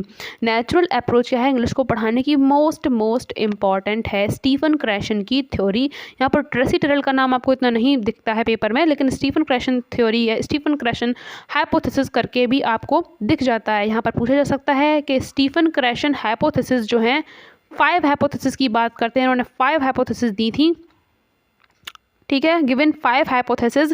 और इन हाइपोथेसिस को देख लेते हैं क्योंकि ये पेपर में पूछे जाते हैं, आपके ऑनलाइन पेपर में भी इनका बहुत ही ज़्यादा पूछा गया था। देखिए पहली हाइपोथेसिस बोलती है नेचुरल ऑर्डर में सिखाएंगे बच्चों को। नेचुरल ऑर्डर क्या है? Listening, speaking, reading and writing LSRW integrated way में पढ़ाया जाएगा, इसी क्रम में पढ़ाया जाएगा। तो पहली बात क्लियर। दूसरी बात देख लेते हैं कि एक्विजिशन को सबसे बेहतर बताया, जब बच्चा नेचुरल एनवायरनमेंट में सीखता है तो वो बहुत अच्छे से सीख जाता है और बहुत ही टाइम तक वो चीज़ें उसके दिमाग में रहती हैं, जबकि लर्निंग में अगर रटवा रटवा के सिखाओगे तो बहुत जल्दी भूल जाता है। तो ये चीज़ बेहतर नहीं बताई इन्होंने। मॉनिटर हाइपोथेसिस की इन्होंने बात की है। थर्ड पॉइंट में ये बोलते हैं, थर्ड हाइपोथेसिस में, कि जो भी बच्चे ने पढ़ा है उसको हम मॉनिटरिंग करेंगे उसकी, और उसमें से देखेंगे कि उसने क्या गलत पढ़ लिया है, क्या सही पढ़ लिया है। कुछ चीज़ें गलती हैं तो उनको हम डायग्नोस करके उसकी रेमेडियल टीचिंग करके उसको सुधारने की कोशिश करते हैं, सुधारते हैं। ठीक है, इसके बाद हम पढ़ते हैं कॉम्प्रीहेंसिबल इनपुट। सबसे इम्पॉर्टेंट टर्म है कॉम्प्रीहेंसिबल इनपुट। ये बहुत बार पूछा जाता है, सिर्फ एक क्वेश्चन में नहीं, तमाम क्वेश्चंस में, चाहे वो आपका CDP में आए, चाहे वो आपका इंग्लिश में आए, चाहे वो आपका कहीं भी, आपका EVS में भी इनफैक्ट देखने को मिल सकते हैं। पेडागोजी के जब क्वेश्चन आते हैं, पेडागोजी तो वही है ना यार, तो इसमें क्या होगा, कॉम्प्रीहेंसिबल इनपुट हाइपोथेसिस में +1 इनपुट देते हैं। मतलब क्या है, जितना बच्चे को आता है उससे हम एक बढ़ा के मतलब जितना उसे आता है उससे थोड़ा सा ज़्यादा जो उसे नहीं आता वो चीज़ें बताएंगे। इससे बच्चा मोटिवेटेड रहता है, डल महसूस नहीं करता, बोरिंग फील नहीं करता, ऐसा कि क्या सर तो वही पढ़ा रहे हैं जो मुझे आता है। तो उसे हम जब उसे हम वो चीज़ें बताते हैं जो उसे नहीं आती, तो वो नया सीखने के लिए एक्टिव हो जाता है, मोटिवेटेड हो जाता है। तो ये सबसे बेहतर होता है। अगर आपसे पूछे कि जो बच्चे होशियार हैं उनको आप कैसे पढ़ाएंगे, तो उनको हम कॉम्प्रीहेंसिबल इनपुट देते हैं, +1 इनपुट देते हैं। ठीक है, अफेक्टिव फिल्टर हाइपोथेसिस, इसमें क्या है, बच्चों के हम अफेक्टिव जो डोमेन होता है, जो भावात्मक पक्ष होता है, उसको हम बेहतर बनाने की कोशिश करते हैं, उनके इमोशंस को, उनके आइडियाज़ को। ठीक है, तो यहाँ पर ये टॉपिक ख़त्म होता है फ्रेंड्स। अगर आपको वीडियो पसंद आ रही है तो कमेंट में ज़रूर बताइएगा, जिससे मुझे भी थोड़ा सा मोटिवेशन मिल जाए। ठीक है, तो अब पढ़ते हैं होमोग्राफ। बहुत ही इंपॉर्टेंट और बहुत ही प्यारा सा चुटकू सा टॉपिक है। होमोग्राफ के बारे में पढ़ते हैं। होमोग्राफ क्या है? देखिए, ग्राफ माने होता है रिटन फॉर्म से, लिखित चीज़ों से रिलेटेड है। तो इसमें क्या है, जब आप लिखेंगे ना तो मीनिंग बिल्कुल सेम आएगी। ठीक है, तो ये हो गया होमोग्राफ। बाकी की कहानी आप पढ़ सकते हैं, जैसे कि LEAD, मीनिंग सेम है, मीनिंग सेम है। मीनिंग मतलब वो नहीं है अर्थ, स्पेलिंग से मतलब है मेरा यहाँ पर, इनकी स्पेलिंग तो सेम है ना, तो ये होमोग्राफ हो गए। नीचे एक चार्ट में मैं आपको बता दूंगी, उनको आप देख लीजिएगा तो आपको जल्दी से क्लियर हो जाएगा। फ़ोन, तो फ़ोन रिलेटेड होता है साउंड से, तो जब आप इनको प्रोनाउंशिएट करेंगे ना, जब इनका प्रोनाउंसिएशन करेंगे तो बिल्कुल सेम बोले जाएंगे। To too, there their, son sun, sea see. ठीक है, क्लियर हो गया ना? No know. अब हम बढ़ते हैं आगे। फ़ोन रिलेटेड टू साउंड, ध्वनि से संबंधित है। यहाँ पर प्रोनाउंसिएशन सेम होता है, पढ़े सेम जाते हैं, बाकी सब अलग अलग। अब बाकी सब क्या है आगे देखते हैं, थोड़ा इंतज़ार कीजिए। अब यहाँ पर आता है दोस्तों होमोनिम। ये हैं दोस्त किसके? होमोग्राफ और होमोफोन के। इट मीन्स कि homonym is a combination of homograph and homophone, ये दोनों का ही मिक्सचर होता है होमोनिम। ठीक है, तो इट मीन्स है कि ये लिखा भी सेम जाएगा और पढ़ा भी सेम जाएगा, यही बात तो है ना। तो SUIT, सूट सूट, तेनू सूट सूट करदा, सबसे बेहतर एग्जांपल मुझे तो यही लगता है, और आप भी इससे कनेक्ट ज़रूर कर पा रहे होंगे। ठीक है, तो यहाँ पर एक सूट का मतलब अलग है, एक दूसरे सूट का मतलब अलग है, लेकिन मीनिंग और इनका प्रोनाउंसिएशन सेम होता है। इस चार्ट में आप देख सकते हैं कि आपको इनको अपने दिमाग में कैसे बिठाना है। होमोग्राफ, आप सिर्फ वही चीज़ याद रखिए जो चीज़ सेम है, बाकी का जितना बचता है स्पेलिंग, प्रोनाउंसिएशन और मीनिंग, तीन ही बातें यहाँ पर हैं, स्पेलिंग, प्रोनाउंसिएशन और मीनिंग। अगर स्पेलिंग सेम है तो बाकी के, मैं बोल रही हूँ अगर स्पेलिंग सेम है तो बाकी के दो सेम नहीं है। ठीक है, इतना याद रखिएगा। होमोग्राफ लिखित से रिलेटेड है तो स्पेलिंग सेम होगी, होमोफोन तो प्रोनाउंसिएशन सेम होगा, होमोनिम तो स्पेलिंग और प्रोनाउंसिएशन दोनों ही सेम होंगे, बाकी की बचती है मीनिंग तो वो सेम नहीं होगी और स्पेलिंग मीनिंग सेम नहीं होगी। एक चीज़ आप देख पा रहे होंगे कि मीनिंग किसी में भी सेम नहीं होती है, तो आपको नहीं से रिलेटेड चीज़ें दिमाग में रखने की ज़रूरत नहीं है। आप वो चीज़ें दिमाग में रखिए जो इसमें पॉजिटिव बताया जा रहा है क्या क्या है। Now coming to the next topic, lexical words and content words क्या होते हैं दोस्तों। सो लेक्सिकल वर्ड्स कौन से होते हैं, इनको ही कंटेंट वर्ड्स भी बोलते हैं। थोड़ा सा देख लेते हैं। Are words that possess semantic content and contribute to the meaning of the sentence in which they occur। Okay, content words वो वर्ड्स हैं जो सीमेंटिक कंटेंट में आपका रहते हैं and contribute to the meaning of the sentence in which they occur. और उस meaning इनकी एक प्रॉपर मीनिंग होती है, ठीक है। डिक्शनरी में ये अपना प्रॉपर मीनिंग रखते हैं, ये वोकैबुलरी के वर्ड हैं। ऐसा नहीं है कि ऐसे वर्ड्स हो जाएं जिनका कोई मीनिंग ही नहीं है, ये बाकायदा अपना एक इंडिपेंडेंट मीनिंग रखते हैं, किसी पर भी ये डिपेंडेंट नहीं होते हैं। एग्जाम्पल्स की बात करते हैं तो सीधा सीधा हम देख लेते हैं। कैट, वर्ड्स तो कई तरह के हो सकते हैं, सिंगल वर्ड भी हो सकते हैं, दो वर्ड्स को जोड़कर भी एक वर्ड बनाया जा सकता है। वर्ड्स टुगेदर मीनिंग, जिनका एक प्रॉपर अर्थ है। वर्ड्स भी हैं लेकिन वर्ड्स ऐसे नहीं हैं जिनका मीनिंग ना हो। बाय द वे, वर्ड्स को ऐसे इसमें जोड़ा गया है कि इनका एक प्रॉपर मीनिंग निकलता है, समझ रहे हैं, मीनिंग इंपॉर्टेंट है। टेक केयर ऑफ, इनका भी यहाँ पर एक प्रॉपर मीनिंग निकलता है। तो ये वर्ड्स आपके कहे जाएंगे कंटेंट वर्ड्स या लेक्सिकल वर्ड्स। इतनी बात आपको इसमें याद रखनी है। दोस्तों मैं आपको बताना चाहूँगी यहाँ पर कि मैंने एक कंप्लीट वीडियो करा दी है जिसमें आपके इंग्लिश पेडागोजी के 2011 से लेकर जितने भी क्वेश्चन आए थे उनको मैंने कवर कराया है अब तक। तो आप उस वीडियो को ज़रूर देख लीजिएगा, उसका जो लिंक है मैं डिस्क्रिप्शन में ज़रूर डाल दूँगी फ्रेंड्स, ठीक है। तो आप अगर ये वाला वीडियो देखें, जैसे ही आप कंसेप्ट्स को कवर करें उसके बाद ही तुरंत स्विच कर जाएगा उस वीडियो पर, तो आपकी कंसेप्ट से समझ में आ जाएगा आपको कि क्वेश्चंस को भी कैसे अटेम्प्ट करना है। तो फंक्शन वर्ड्स देख लेते हैं। तो फंक्शन वर्ड का मतलब क्या है? अरे फंक्शन में यूज़ होते होंगे, एज अ फंक्शनरी यूज़ होते होंगे। तो function words are the words that have very little substantive meaning. इनका मीनिंग तो बहुत ही छोटा होता है लेकिन ये ग्रामेटिकल रिलेशनशिप को बनाते हैं, ठीक है। जैसे कि हम देख सकते हैं शैल है, शुड है और इसमें बट हो गया, तो ये सेंटेंस की स्ट्रक्चरिंग में काम आते हैं। और साथ ही साथ कंटेंट वर्ड के बीच में इनको यूज़ किया जाता है। कंटेंट वर्ड्स को कनेक्ट कर सकते हैं, ऐसे आप बोल सकते हैं। मान लीजिए यहाँ पर एक कंटेंट वर्ड लिखा है, यहाँ पर एक कंटेंट वर्ड लिखा है, बीच में हम फंक्शन वर्ड को ऐड कर सकते हैं। तो ये आपके फंक्शन वर्ड्स हो जाएंगे और इनका मैंने मीनिंग भी आपको बता दिया, इनका यूज़ भी बता दिया। अब ये कैसे भी हो सकते हैं, शैल है, कैन है, वैन है, बट है, ऑक्सिलरी वर्ब्स हैं। वर्ब्स आपने देखा होगा अक्सर बीच में आ जाती हैं। लाइक मैं बताऊँ, Ram is a boy, okay. तो यहाँ पर कनेक्ट कैसे किया गया है, अब इज़, ठीक है। तो ये क्या हो जाएगा, आपका फंक्शन वर्ड हो जाएगा। और आपका ये क्या हो जाएंगे, ये आपके हो जाएंगे बॉय आपका क्या हो जाएगा, लेक्सिकल वर्ड हो जाएगा, कंटेंट वर्ड हो जाएगा, ठीक है। तो अब हम देखते हैं साइट वर्ड्स क्या होते हैं। इनके नाम से ही आप समझ पा रहे होंगे, साइट। तो जिन चीज़ों को आपने, जिन वर्ड्स को आपने बार बार देखा और इतनी बार देखा है कि आपको उनका मीनिंग भी खुद याद हो गया है, तो those words are known as sight words. Okay friends, sight words. Sight words are commonly used words, ठीक है, कॉमनली आप उनको यूज़ करते हैं। और young children are encouraged to memorise as a whole by sight. तो जो छोटे बच्चे होते हैं उनको ऐसा इनकरेज किया जाता है, उनको बोला जाता है, प्रोत्साहित किया जाता है कि आप इन वर्ड्स को बस बार बार देखिए और आपको वो मेमोराइज हो जाएंगे। सो दे कैन ऑटोमेटिकली रिकॉग्नाइज, तो वो आराम से पहचान सकते हैं। जैसे कि एप्पल, तो छोटे बच्चे को भी पता होता है कि एप्पल माने क्या होता है, सेब, ठीक है। तो वो कितने बार देख लेता है, इतने बार सुन लेता है कि उसे याद भी करने की ज़रूरत नहीं होती, अपने आप उसके दिमाग में चीज़ें रह जाती हैं। तो ऐसे ही वर्ड्स कहे जाएंगे आपके sight words. For example cat, horse, flower, better, light, etcetera. जिन वर्ड्स को हम एक नज़र में देखकर पहचान लेते हैं कि इसका मीनिंग क्या है, पहचानने का मतलब क्या है, मीनिंग क्या है इनका, उनको समझ लेते हैं, तो those words are sight words. अब हम बढ़ते हैं डिप्थोंग्स की तरफ। दोस्तों बहुत ही इंपॉर्टेंट है, इससे क्वेश्चन बनता है। तो डिप्थोंग्स के पहले नाम देख लेते हैं भाई, बहुत सारे नाम हैं इनके। एक तो है डबल वॉवल साउंड, एक है ग्लाइडिंग वॉवल्स, एक है इम्प्योर वॉवल्स। तो अब ये नाम क्यों क्यों रखे गए हैं, तो क्यों रखे जाते हैं, क्वालिटीज़ के बेस्ड पर ही तो रखे जाते हैं, जो इनकी क्वालिटीज़ हैं उसी के बेस पर रखे गए हैं। तो डबल वॉवल, डिप्थोंग्स में दो वॉवल होते हैं। जब दो वॉवल की साउंड एक साथ आती है तो उन्हें डिप्थोंग्स कहते हैं। अब ग्लाइडिंग वॉवल क्यों कहते हो भैया, तो देखो ग्लाइडिंग वॉवल इसलिए कहते हैं क्योंकि इसमें एक से दूसरे की तरफ साउंड जाती है।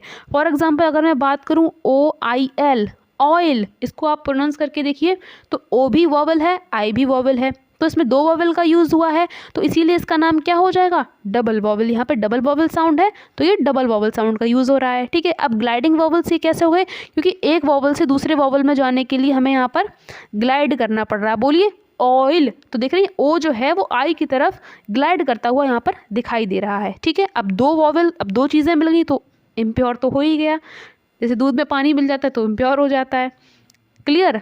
तो यहीं पर ये बात लिखी गई है। यहाँ पर कुछ एग्जांपल्स दिए गए हैं, इनके नंबर्स आपको ज़रूर याद रखने हैं कि टोटल नंबर में कितने होते हैं, 8। एक दूसरे की तरफ से साउंड जाती है तो gliding vowels, two vowel sound that are pronounced together to make one sound called diphthongs. Okay friends, तो एग्जाम्पल्स हैं oil, agile, coin, loud, side. अब हम पढ़ते हैं फोनीम। फोनीम में अक्सर पूछा जाता है कि बताइए phoneme is smallest unit of sound, तो ये साउंड की सबसे स्मॉलेस्ट यूनिट होती है। ओके फ्रेंड, इसके बाद टोटल फोनीम हैं कितने, नंबर कितने हैं इनके, 44। टोटल इनकी संख्या कितनी है, 44। डिप्थोंग्स कितने थे, 8।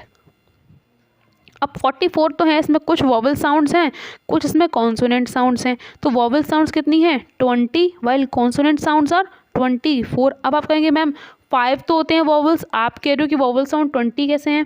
हाँ सही कह रहे हैं आप। यहाँ पर देखिए जो 5 आपकी वॉवल साउंड्स हैं जो 5 आपकी वॉवल्स हैं उनसे साउंड निकलती हैं वॉवल साउंड 20, वाइल जो 21 कॉन्सोनेंट हैं उनसे आपकी साउंड निकलती हैं 24 कॉन्सोनेंट साउंड। क्लियर। और टोटल लेटर्स कितने होते हैं अल्फ़ाबेट में, 26, जैसे कि च हो गया, फ हो गया, थ हो गया। आई होप आपको क्लियर हो गया होगा।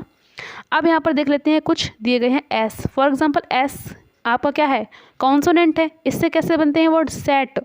टी कॉन्सोनेंट है, टैप। ई वॉवल है, एग। एच कॉन्सोनेंट है, हेड। इन वर्ड्स का यूज़ करके, इन साउंड का यूज़ करके देख सकते हैं आप क्या होती है, phoneme is the smallest unit of sound. तो ये जो साउंड्स हैं छोटे छोटे वॉवल साउंड्स और कॉन्सोनेंट साउंड्स, इनका यूज़ करके आप वर्ड्स को बनाते हैं। क्लियर हो गया। तो ईजी सा क्वेश्चन है। अब यहाँ पर फोनीम क्या था, स्मॉलेस्ट यूनिट ऑफ साउंड। अब मॉर्फीम क्या हो गया, morpheme is the smallest unit of meaning. M for morpheme, M for meaning, इससे याद रख लेना। तो सबसे छोटा कॉम्बिनेशन होता है जिसकी वजह से जो कहीं भी चिपक जाता है तो उसकी मीनिंग चेंज हो जाती है। ठीक है, कहीं भी चिपक जाएगा तो उसका अर्थ चेंज कर देगा, तो ये मीनिंग का ही स्मॉलेस्ट यूनिट होता है। और सबसे बड़ी बात, इसको आप ब्रेक नहीं कर सकते, it can't be break. A morpheme is the smallest meaningful unit in a language. Meaningful होता है, ब्रेक नहीं किया जा सकता, कहीं भी अगर चिपक जाए, कहीं भी लग जाए तो ये मीनिंग चेंज कर देता है क्योंकि इसका खुद का मीनिंग है। ठीक है, तो मॉर्फीम अब देख लेते हैं स्मॉलेस्ट मीनिंगफुल कॉम्बिनेशन कैसे बन सकते हैं। यूजुअल, अब यूजुअल में आपने देखा होगा यू, ओके तो पहले तो SUAL है, लेकिन यू जैसे ही लगा तो उसने मीनिंग बना दिया, एक मीनिंग अपना क्रिएट कर दिया। अनयूजुअल, अब यूजुअल के आगे अगर मैंने क्या लगा दिया, अन और LY, तो यहाँ पर ये मीनिंग चेंज करता हुआ आपको दिख रहा है। और UN, अन को आप फर्दर ब्रेक नहीं कर सकते। ओके फ्रेंड्स, आई होप आपको क्लियर हो गया होगा। तो ये क्या हो जाएगा आपका, ओके मॉर्फीम। तो मॉर्फीम देखा हमने, फोनीम देखा है स्मॉलेस्ट यूनिट ऑफ साउंड, और हमने देखा डिप्थोंग्स को जिनमें डबल वॉवल्स यूज़ होते हैं। आपके डिप्थोंग्स होते हैं 8, फोनीम होते हैं 44, 24 में ये डिवाइड है। मॉर्फीम फॉर मीनिंग के लिए, ठीक है, मीनिंग के लिए होता है। अब हम बात कर लेते हैं सिंटैक्स की। आई होप आपको ये चीज़ क्लियर हो गई होंगी। सिंटैक्स, ठीक है, सिंटैक्स नाम से ही आपको लग रहा है कि ये स्ट्रक्चर से रिलेटेड होगा। सिंटैक्स किससे रिलेटेड होता है, स्ट्रक्चर से। इससे एक तरह का क्वेश्चन बन सकता है। इतनी बात याद रखेंगे, सिंटैक्स किससे रिलेटेड है, स्ट्रक्चर की फॉर्मेशन से। The system of rules for the structure of a sentence in a language. Subject plus verb plus object, structure सही है या नहीं। अगर ये स्ट्रक्चर सही है तो जो आपका सेंटेंस है वो सिंटैक्सिकली करेक्ट होगा। समझ में आया क्या बोला मैंने। अगर सेंटेंस का स्ट्रक्चर ग्रामेटिकली करेक्ट है, जहाँ वर्ब लगनी चाहिए वर्ब है, सब्जेक्ट लगना चाहिए सब्जेक्ट है, ऑब्जेक्ट लगना चाहिए ऑब्जेक्ट है, ठीक है, और तो सेंटेंस माना जाएगा सिंटैक्सिकली करेक्ट। लेकिन अगर स्ट्रक्चर सही नहीं है तो वो सिंटैक्सिकली इनकरेक्ट हो जाएगा। क्लियर, समझ गए। एग्जाम्पल देख लो। Mohan did never write a poem. तो यहाँ पर ये सेंटेंस कैसा है, सिंटैक्सिकली करेक्ट और सिंटैक्सिकली रॉन्ग। बताइए, सिंटैक्सिकली करेक्ट है क्योंकि यहाँ पर जहाँ पर आपका सब्जेक्ट लगना चाहिए सब्जेक्ट है, वर्ब लगना चाहिए वर्ब है, तो ये एकदम इसका सही आंसर हो जाएगा सिंटैक्सिकली करेक्ट। अब हम समझ लेते हैं सीमेंटिक्स क्या होता है। यहाँ पर क्वेश्चन देखिए आपको कंफ्यूज करने की कोशिश की जा सकती है। तो सीमेंटिक्स क्या है, ये आपका रिलेटेड होगा वर्ड से। सीमेंटिक्स का मतलब किससे होता है, रिलेटेड टू वर्ड्स। सिंटैक्स किससे रिलेटेड होता है, स्ट्रक्चर से। तो यहाँ पर ही आप समझ जाएंगे, आप बिल्कुल घबराइए मत, आपका पेपर अच्छा जाएगा। ठीक है, कोई वर्ड या फ्रेज़ अर्थपूर्ण तरीके से सही होना चाहिए। जो भी वर्ड हम यूज़ कर रहे हैं सेंटेंस में वो सही से यूज़ है या नहीं है, तो ही अगर सही से यूज़ है तो हो जाएगा सीमेंटिकली करेक्ट। Semantically correct. अगर वर्ड ही गलत यूज़ हो गया है वहाँ पर तो वो सीमेंटिकली इनकरेक्ट हो जाएगा। जैसे आप देख सकते हैं यहाँ पर आपको समझ में आ जाएगा, माई अंकल हैज़ एक्सपायर्ड। सो यहाँ पर क्या लिखा है, माई अंकल हैज़ एक्सपायर्ड। तो आप बताइए इसका क्या सिंटैक्सिकली ये सही लिखा हुआ है। ठीक है, सब्जेक्ट है, वर्ब है, ऑब्जेक्ट है, सिंटैक्सिकली तो करेक्ट है। अब इसमें सिंटैक्सिकली रॉन्ग, तो ये तो गलत ही हो गया। अब दूसरा देखो यहाँ पर क्या है, अब हम देखेंगे सीमेंटिक्स सही है इसके क्या नहीं। एक्सपायर्ड लिखा है तो एक्सपायरी तो उनकी होती है जिनकी मैन्युफैक्चरिंग होती है, राइट। तो यहाँ पर क्या होना चाहिए था, या तो पास अवे या डाइड ऐसे करके लिखा होना चाहिए था। तो इसका मतलब है यहाँ पर ये जो वर्ड यूज़ हुआ है ये सही यूज़ नहीं हुआ है, तो सीमेंटिकली करेक्ट नहीं है और ये सीमेंटिकली रॉन्ग है। तो इसका आंसर क्या होगा, this sentence is syntactically correct and semantically wrong. दोनों ही चीज़ें इसमें होंगी। ठीक है, क्लियर हो गया। अब हम बढ़ते हैं नेक्स्ट टॉपिक की तरफ, which is most important, BICS and CALP. हो नहीं सकता कि इससे क्वेश्चन ना आए। ठीक है, बिग्स एंड कैल्प, पहले फुल फॉर्म देख लेते हैं। Basic interpersonal communication skills, basic interpersonal communication skills. Clear, याद हो गया। डेली एक्टिविटीज़ में यूज़ होता है। कुछ कॉमन चीज़ें मैं आपको बताऊंगी जो आपको याद रखनी है।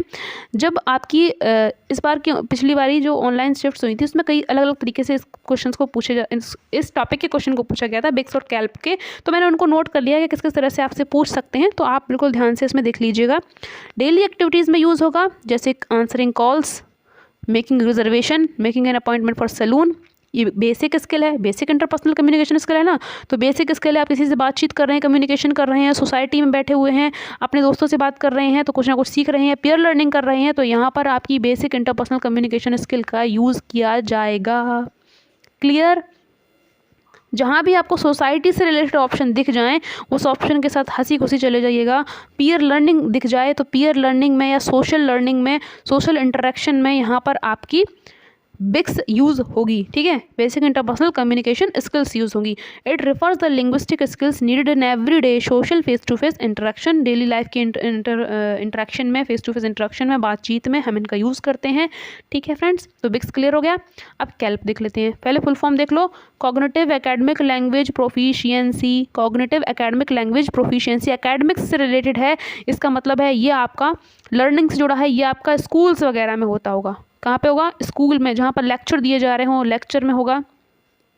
लर्निंग से जुड़ा हुआ है, एक्सपेरिमेंट हो रहे हैं तो वहाँ पर भी आपके कॉग्निशन पर जोर पड़ रहा है। तो यहाँ पर क्या है, ये एक्सपेरिमेंट, लर्निंग, लेक्चर कॉग्निशन से जुड़ा हुआ है। तो कॉग्निशन से जो चीज़ जुड़ी होती है उसे हम हाई लेवल थिंकिंग बोलते हैं। ओके फ्रेंड्स, और साथ ही साथ यहाँ पर ऐसे राइटिंग और बुक रिव्यूज़ को भी यहाँ पर आप ऐड कर सकते हैं, क्योंकि यहाँ पर भी आपके दिमाग पर जोर पड़ेगा तो ये आपके कॉग्निशन में चले जाएंगे।